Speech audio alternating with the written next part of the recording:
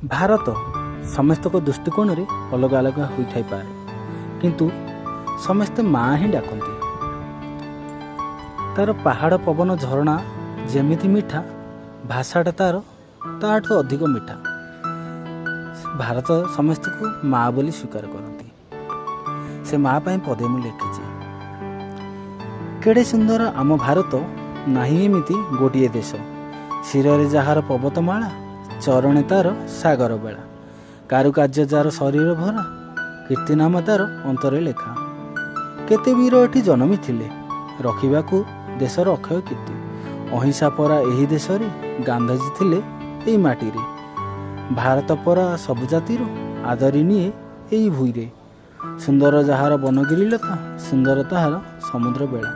କେଡ଼େ ସୁନ୍ଦର ଆମ ଭାରତ, ନାହିଁ ଏମିତି ଗୋଟିଏ ଦେଶ, ଅନେକ ଦେଶ ଭିତରୁ ଆମ ଭାରତ ପରା ଗୋଟିଏ ଦେଶ। ହଁ, ଭାରତ ସମସ୍ତଙ୍କ ଆଗରେ ଅଲଗା ଅଲଗା ହୋଇଥାଇପାରେ, କିନ୍ତୁ ସମସ୍ତେ ମାଆ ହିଁ ଡାକନ୍ତି। ତା'ଠୁ ଆହୁରି ମଧୁର ତା ନାଁଟି, ସେ ଆମ ମାଆଟି।